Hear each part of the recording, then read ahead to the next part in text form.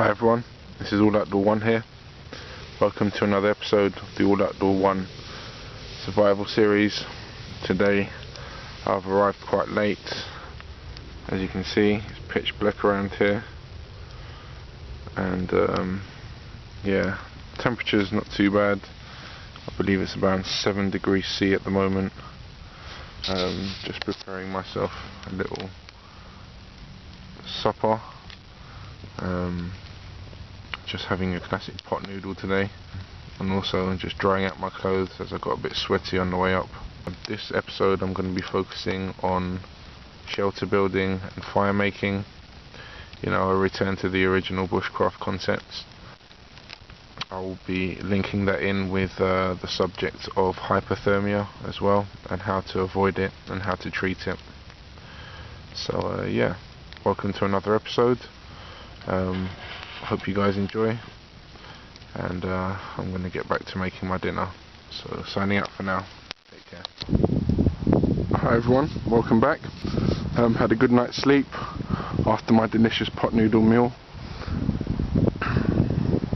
Yeah, so as you can see here in front of you, I've got the beginnings of an A-frame shelter, which I'm working on at the moment. I've already put about an hour's work into this. It's quite difficult to find the right size limbs sometimes, especially if you don't want to cut down live trees, which obviously I'm not going to. I have the spine of it going up the middle there, supported by 2 columns at the front in an A shape, and then you've got the additional limbs going down it. Obviously this is nowhere near ready. It's going to take me at least another good couple of hours to get it up to a good standard. And before anyone says anything, yes, I do realise that for a true kind of A-frame survival shelter, it should be a lot lower than this. I mean, I've got a lot of headroom here. No, that's going to be the top of it right here. So it's about, I don't know, 4 foot high, whereas ideally it should be just big enough for yourself. The idea behind that is that obviously there's a smaller volume of air to heat up, for your body to heat up, so it's easier to stay warm, and it's actually possible to build up the temperature enough so you are warm because of the insulative value of the shelter. But these are actually surprisingly strong, and I have literally not cut any limbs to make this. I've literally found all these limbs, which is probably why it's taking longer than it should. Obviously in a true survival situation, I'd definitely be cutting down limbs without question. Hi guys and girls, welcome back. I had to cut filming short of building this shelter last time I was out here, as in the video that you've just seen up till now. Yeah, there were people, forestry people, working in the woods not far from here, making a lot of noise, so it was making recording quite difficult. Yeah, so I decided to cut the trip short, and just got back here now. It's 8:10 at night. I just arrived here. Yep, my structure's still standing, so that's good. Just got my little UCO light going here, just provide a bit of light to work by. Yeah, I'd like to draw your attention to this thing here. This is my Coleman Avior Exponent tent. You may have seen a review of that on my channel at some point. It's a really good tent, very waterproof, keeps you nice and warm at night, double layered, brilliant, quite lightweight. Yeah, it's all very good, apart from the fact that I've managed to forget my tent poles and my tent pegs today. So yeah, my ride is about 40 miles away right now. I'm kind of stuck out here. I've got dropped off. I didn't actually drive out myself. So basically, I'm in the woods. It's going to be about -2 tonight. Yeah, and I have no tent. So that's going to be a bugger. What are my options at the moment? I suppose I could kind of sleep in it like a bivvy style tent, but I think I'm going to go for a different option. Luckily I have my ground sheets with me here. I've got two. One of them usually goes under my tent, and one of them is just for putting a shelter up over your head, you know, just to keep the rain off by the fire, etc, etc. So I think I'm going to build a quick temporary shelter and yeah, then get a fire going. I think that's my best option at the moment. I'm not supposed to be picked up for another 2 nights, so yes, I suppose it's going to be a chilly one tonight. Obviously I have a good sleeping bag and ground pad. I suppose I could lie the tent down on the floor as well for some extra insulation from the floor, from the ground, so I'll probably do that as well. And yes, not what I was hoping for tonight exactly. I was planning to stay the night in this shelter once it's actually completed, but as you can see it's very bare at the moment, so I'm going to line it on the inside with a ground sheet, and then put a ground sheet on the floor, get my sleeping stuff out, get a fire going, and hopefully it won't be too cold. You know, if the worst comes to the worst, I'm in a situation where I can be picked up tomorrow if necessary, so I'm just going to sit this one out in the cold, hopefully with a fire going and my little wood pile reflector here. I've already got lots of firewood also, so I don't have to run around now in the dark looking for some. So hopefully I won't be too cold. Let's just do a little temperature check at the moment. So right now it's reading 5 degrees C. So yeah, the true chill of the night hasn't stepped in yet. Probably about 11-12 o'clock that will happen, and that's when it gets really horrible. But so I better get on with this. So signing out for now. Take care. Well guys and girls, this is turning into a bit of a test now. It's actually started sleeting a little bit. Temperature's 3 degrees now. The wind's picking up and it's kind of a wet sleety rain. So yes, the virtues of duct tape now become apparent, as I have a hole in this tarp somewhere, if I remember correctly. Yep, there it is. Yeah, and that could be leaking water onto my head all night long, so I'm just going to seal that up now. Hi everyone, back again. Yeah, so as you can see I've got my little fire going now, so it's just eased up the conditions nicely. You know, psychologically, as soon as you get a fire going and it's dark outside, you feel a whole lot better. The warmth, the light, it's just psychologically reassuring.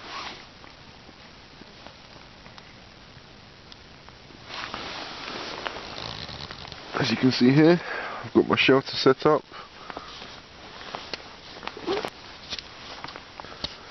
This is the inner of the tent here. As you can see, I've removed my Coleman Avior inner and I've literally tied it using these points here and here. I've literally tied it to the wooden frame, and then I've got the ground sheet above it to keep the rain off. I've also used the fly sheet of the tent just to provide me with a little entrance here, and so it covers this whole area here so I won't get wet. So hopefully that should be okay for the night. Not ideal, but at a pinch it's good. As I say, the best survival tool is ingenuity.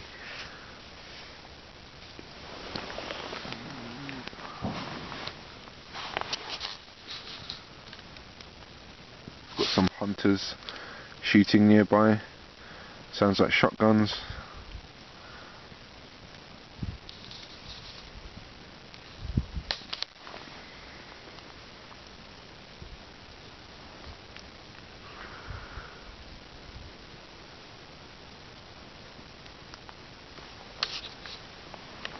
Anyway, I think I'm going to turn in soon, so signing out for now. I'll get back to my finishing off the bushcraft shelter tomorrow, so take care for now.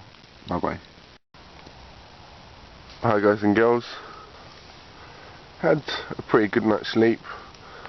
Yeah, yeah, it didn't actually get too cold in the end. So yeah, just gonna make myself a little cup of tea now and get going. So yes, still on the quest to finish my bushcraft shelter. It's coming along nicely now, getting good structure to it. Now this isn't a quick bushcraft shelter, although when I first started making it I was planning it to be a quick one, but I turned it into something a bit more comprehensive. This is like a medium term bushcraft shelter, so you've got enough room to kind of sit up in and even have a small fire actually inside the structure. Obviously this helps you keep warm and cook and everything else. Yep, just going to get on with it. Back to collecting the wood.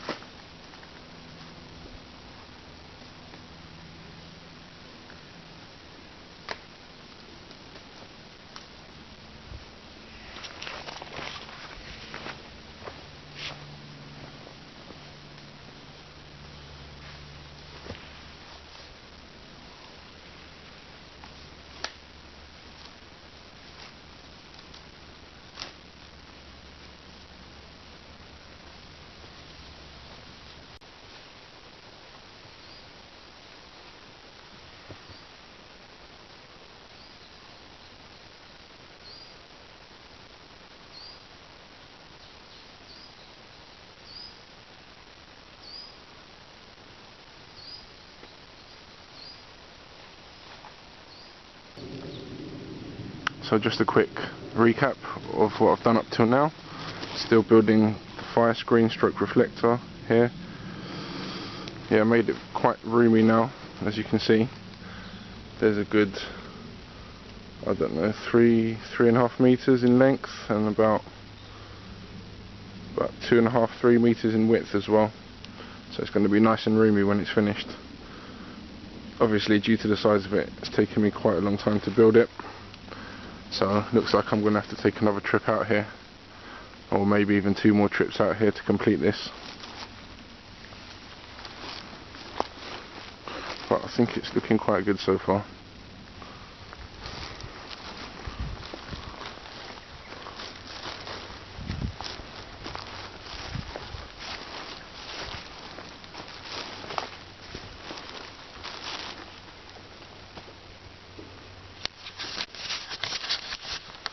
So that's Alloutdoor1 signing up for now. You guys take care. Bye bye. Hi guys and girls, welcome back to the woods. Believe it or not, this is actually my 3rd trip out here to finish this infernal, bloody bushcraft shelter. But you know, it's been a good learning process, and it's definitely taught me that in a survival situation, don't build something this big. That's for sure. As you can see now, I've started to get some smaller branches and interweave them amongst the larger structural ones that I've already put down at the beginning. And you want quite a thick framework. That's not going to be the windproofing element, but it's going to be the part that supports the windproofing element, which is either going to be loose leaf litter, earth, some coniferous tree branches with the pine still attached. With the spines, the needles still attached, facing downwards. You know, the idea of the next stage will be to cut off the air, the rain and the wind. As I said before, this is a kind of mid to long-term survival shelter. You wouldn't want to really be staying more than a couple of nights in a small A-frame classic survival shelter, just because you know, the conditions would be really cramped and uncomfortable. And ideally, if you're able to and you need to, then you know, a larger structure that you can sit up in will add a great deal of comfort to your life. As you can see here, I've got the fire pit. I'm going to build this wall up as well till it's about 3 or 4 foot high. And also cover it with leaves as well to give it a wind block. So when I have got the fire lit, it's not, you know, blowing it all over the place. And you know, it just increases fuel efficiency as well as the amount of heat that's being reflected back onto yourself. Yeah, as you can see on this trip, my 3rd trip out here to finish this shelter, I've remembered to bring my tent poles and tent pegs this time, so I wasn't freezing my off last night. So as I was saying, a structure of this size, I mean, from that end to that end is probably about 6 or 7 meters, so it's considerable. You could even have 2 people put up in here quite comfortably. So as you can see at the moment, thermometer's just teetering over 0 degrees, it's 30 degrees Fahrenheit.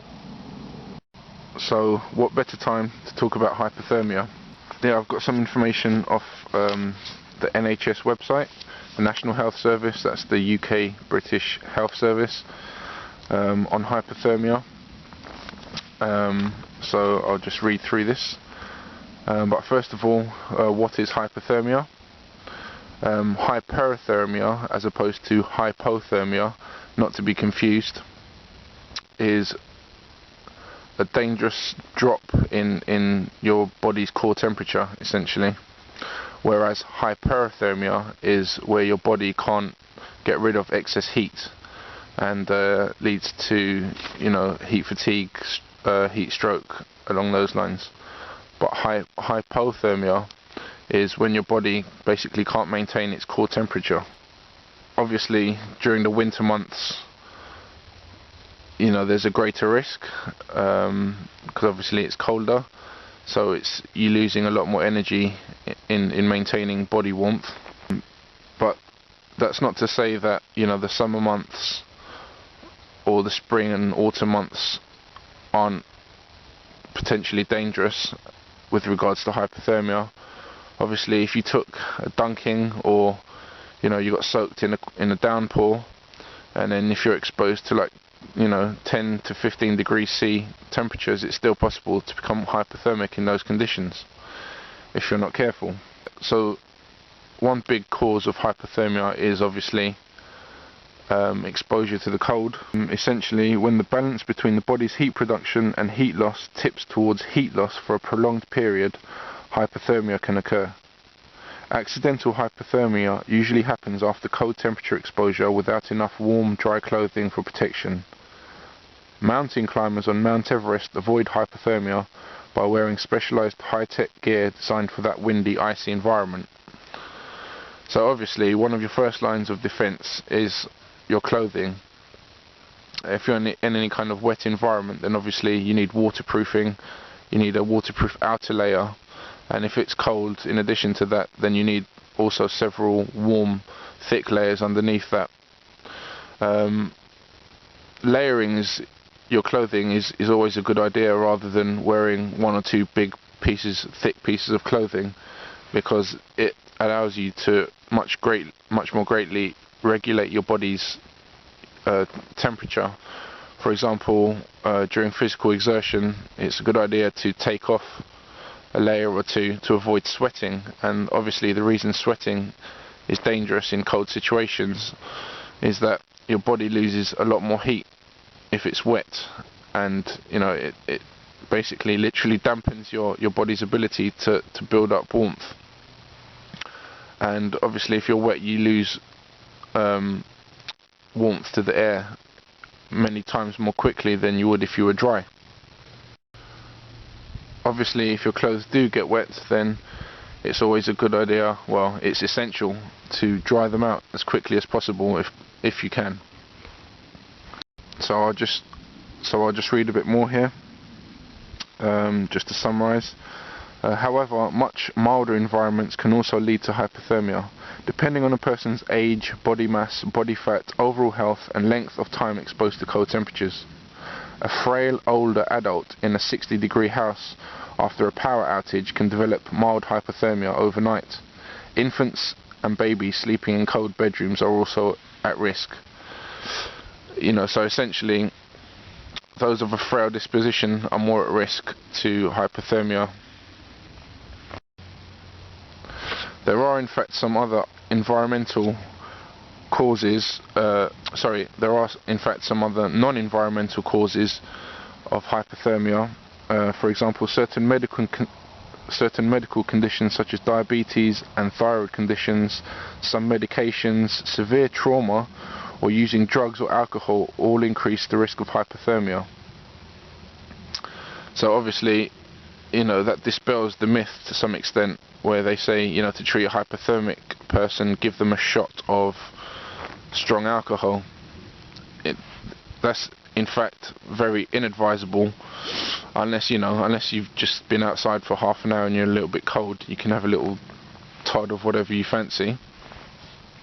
However, in a real hypothermia situation, imbibing alcohol can basically lead to fooling your body into thinking that it's warm and it's okay to start releasing all the blood back into the vital organs, essentially the cold blood from your arms, legs, head back into your core, and that can actually lead to shock and coma and even death. So yeah, that's a myth that's definitely best avoided. During exposure to cold temperatures, most heat loss, up to 90%, escapes through your skin. The rest you exhale from your lungs. Heat loss through the skin happens primarily through radiation and speeds up when skin is exposed to wind or moisture.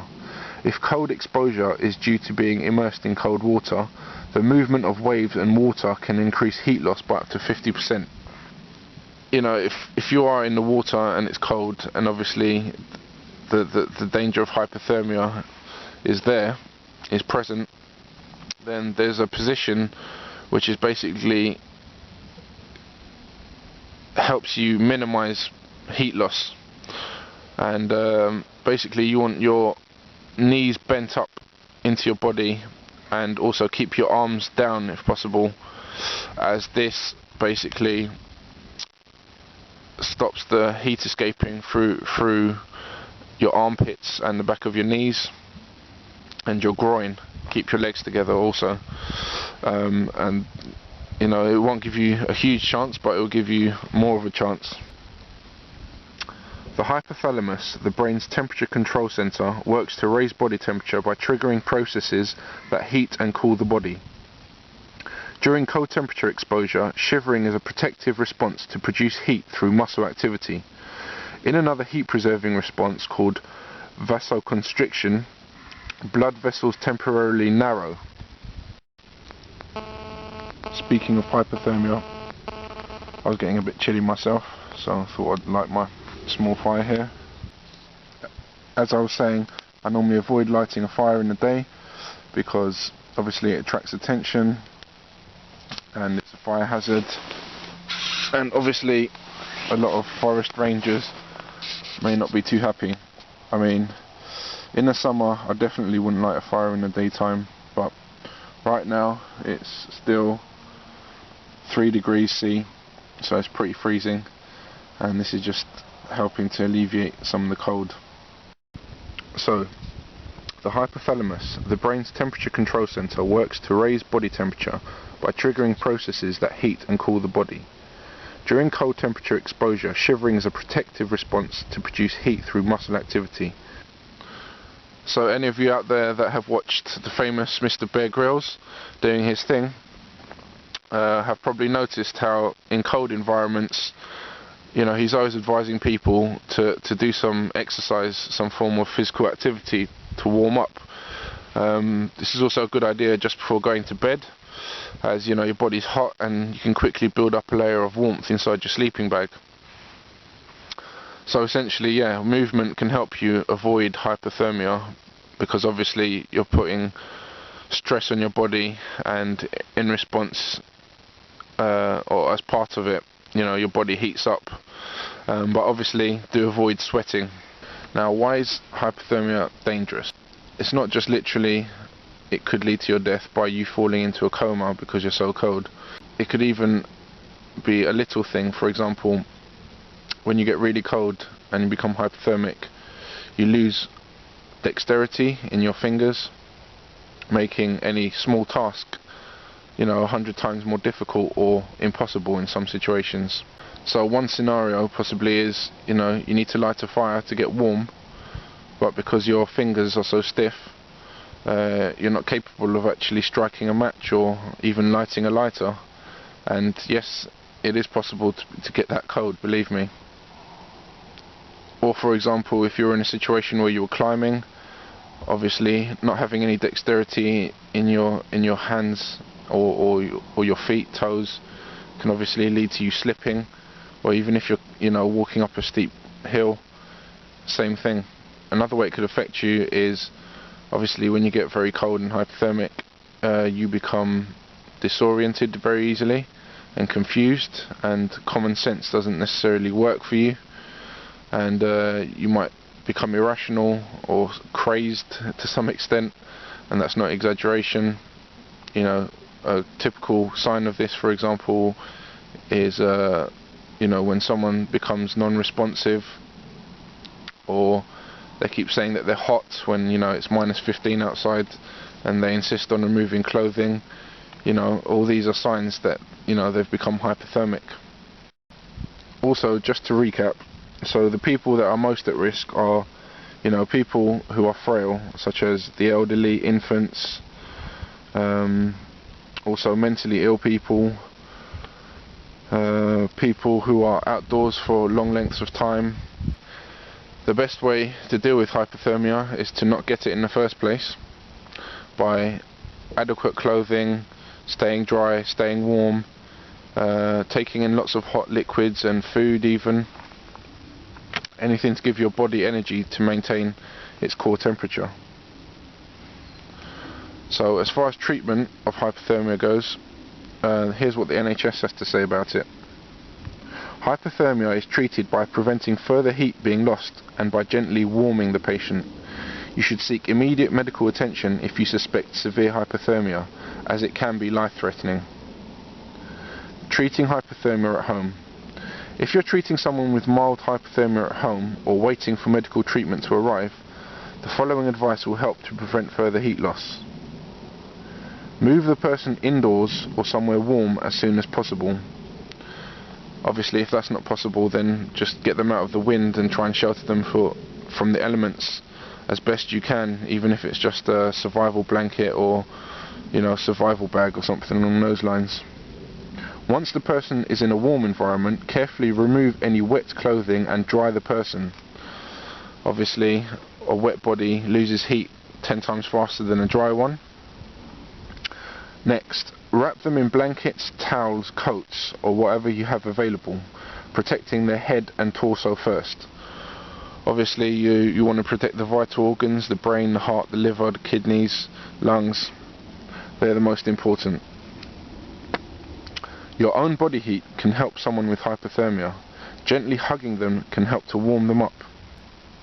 Now, this is a good way, probably the best way to warm someone up, because obviously you're not going to scald them or burn them, whereas if you're using another heat source, for example a hand warmer or a fire, then you can heat them up too quickly and that can actually scald their skin and they wouldn't even be able to tell, because obviously it's so cold, it's been frostbitten and the nerves have kind of shut down to some extent. Next, we have encourage the person to shiver if they're capable of doing so. If possible, give the person warm drinks, not alcohol, or high energy foods such as chocolate to help warm them up. However, it's important to only do this if they can swallow normally.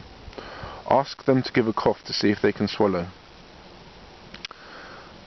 Once the person's, in other words, what that means is if they're unconscious, don't try and force anything into their mouth or get them to drink or eat anything. Once the person's body temperature has increased, keep them warm and dry. Obviously, you know, they could relapse quite easily if they're already in a vulnerable state, so you want to keep them, you want to keep the elements at bay and allow them to be as warm as possible. It's important to handle anyone with hypothermia very gently and carefully. Things to avoid. There are certain things that you should not do when treating hypothermia because it may make the condition worse. You should not put the cold person into a hot bath to warm them up. This will cause the blood vessels in the arms and legs to dilate, open up too quickly and cause a fall in blood pressure to the vital organs such as the brain, heart, lungs and kidneys, possibly leading to cardiac arrest and death. You should not give the person alcoholic drinks because it will also cause the blood vessels in the arms, legs and throughout the surface of the skin to dilate too quickly. When to seek medical help. If someone you know has been exposed to the cold and they're distressed or confused and they have slow, shallow breathing or they're unconscious, they may have severe hypothermia. Their skin may look healthy but feel cold. Babies may also be limp, unusually quiet and refuse to feed. Cases of severe hypothermia require urgent medical treatment in hospital. You should call 999 to request an ambulance, obviously that's in the UK, if you suspect that someone has severe hypothermia. As the body temperature drops, shivering will stop completely.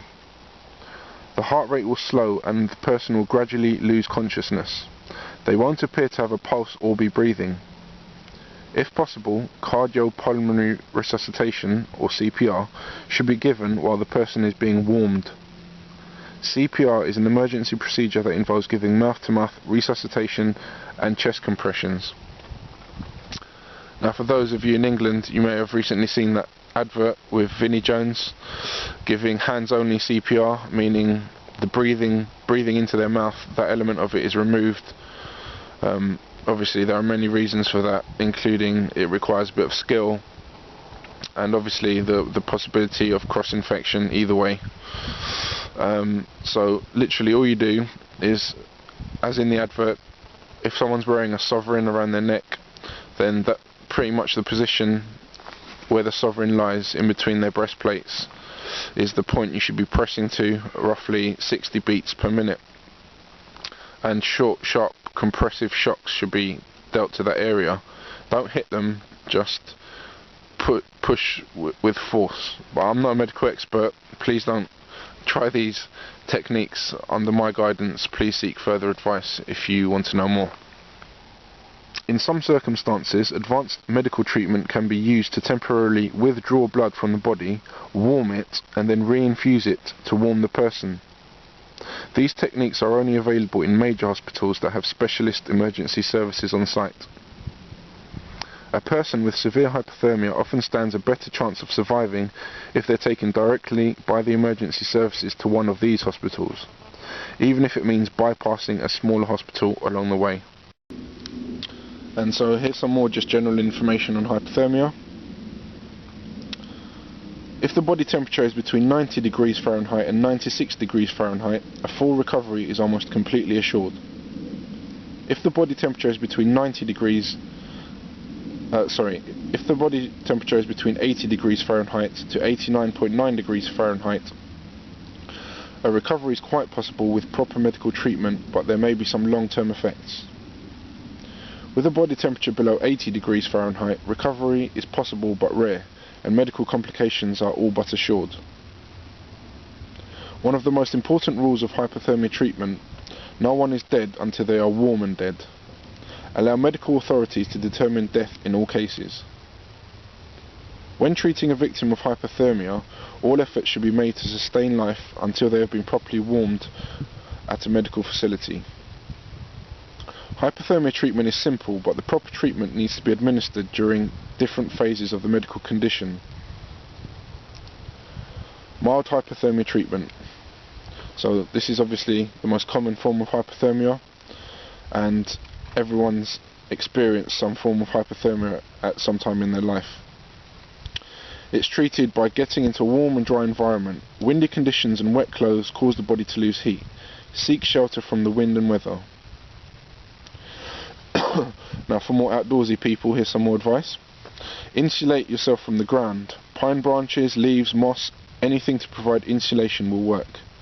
Change wet clothing for windproof, waterproof gear. Add heat. If safe, start a fire. Increase exercise if possible. Get into a pre-warmed sleeping bag or blankets. Drink hot drinks followed by candy or other high sugar foods. Apply heat to neck, armpits and groin. Remember, victims of mild to moderate hypothermia may be suffering from impaired judgment and not be making rational decisions. They may be more prone to accidents. If you're a victim of mild to moderate hypothermia, be extra cautious. Don't make a bad situation worse. Now, some moderate hypothermia treatment. When a person has moderate hypothermia, in addition to the above listed items, get the person bundled up and out of the cold, covering the neck and head to minimize additional heat loss through the head. Sudden movement and physical activity should be avoided. Rough handling of these victims may cause deadly heart rhythms. You can apply warm, not hot, bottles of water or warm rocks to the armpits and groin area. Comfortably warm when touched by hand. You can apply, fully conscious victims can sip lukewarm, sweetened, non-alcoholic fluids. If their condition is clearly improving, then more fluids and warmth can be administered. And just a final summary of severe hypothermia treatment. This is an extreme medical emergency, and a high priority should be placed on summoning a rescue team immediately to transport the victim to a medical facility as rapidly as possible. Maintain the body temperature of victims of severe hypothermia. Improper warming can create a condition called metabolic acidosis that can cause shock and heart failure. Warming should only be performed in these states by a medical facility. The critical thing when a person has severe hypothermia is to be gentle with them. Sudden or rough movements, forcing them to move or walk, can pull very cold blood from the extremities into the warmer core that can cause shock. You need to be gentle and supportive. Rubbing the skin, moving the joints should be avoided. This causes more harm than good. In severe hypothermia, the best hypothermia treatment is best for 3 people to get under a pile of blankets or in a sleeping bag. Skin-on-skin contact of the torso works best with a person on each side of the victim. You should ignore their pleas to be left alone or allowed to go to sleep, but be gentle with them. You should not administer fluids or make any other attempt to increase body temperature. Maintaining temperature and preventing further loss is the most important thing. If a person becomes unconscious from hypothermia, monitor their breathing and pulse carefully. Summon an emergency response team. If you can detect a faint pulse, do not do CPR to support their heart. Only start rescue breathing, chest compressions or full CPR if you cannot detect any breathing, any pulse or both. Check frequently to see if they start breathing on their own, even if it's shallow, the same for a pulse. Administering CPR to someone, even with a slight pulse, can cause his or her heart to stop. Remember, make all efforts to keep them alive until help arrives. They have been warmed and declared dead. People have recovered in morgues from hypothermia and have profoundly low body temperatures and still recover. Never give up hope with a hypothermia victim that does not have any other serious medical complications, such as severe injuries from a fall or extreme altitude sickness. And yeah, so that's the section on hypothermia there. So as you can see, it can range in symptoms from mild to severe to even death, and that's why if you're going to be spending a lot of time in the outdoors, it's a good idea to know a little about it, so you can be prepared and, you know, even observe the signs of hypothermia in yourself. You know it's time to stop and time to do something about it before the situation gets any worse. And essentially that brings me on to shelter building and fire making. You know, that's exactly for this reason, well, largely because of this reason, why it's so important to have some of these wilderness skills if you are planning to spend time out in the wild. Obviously, a shelter gets you out of the elements, gets you out of the wind, the rain, the snow, or whatever have you, and allows your body to warm up. It reduces the amount of calories that your body is burning to keep warm, and therefore increases the chances of your survival. With fire equally, it works in the same way. You know, less energy is being used by your body to stay warm, and instead your body is absorbing heat from the fire. Alright guys and girls, I'm packing up again. This is my 3rd visit out here, as I said, and my 3rd attempt at finishing off this structure, but it's definitely not an easy operation, especially when you're trying not to damage any of the local trees, as I said earlier on. Everything here is basically, I've found it on the ground or has been standing deadwood. It's absolutely freezing at the moment. It's now -2, and yeah, duties back in the real world are calling me back home. So I think I'm going to wrap this one up here. This is part 1 of hypothermia, fire and shelter. I'll probably be back in a couple of weeks to complete this. Maybe I'll enlist somebody's help just to make things run a bit faster, a bit more smoothly. Obviously the last bits are the most difficult, where you're filling all the gaps in with leaf litter, moss, branches or whatever else you can find. Yeah, so part 2, I'll be finishing off this shelter, demonstrating several fire lighting techniques, and just wrapping everything up. And yes, I'm quite happy with this so far. I think it's looking pretty good. So this is Alloutdoor1, signing out for now. Take care, bye bye.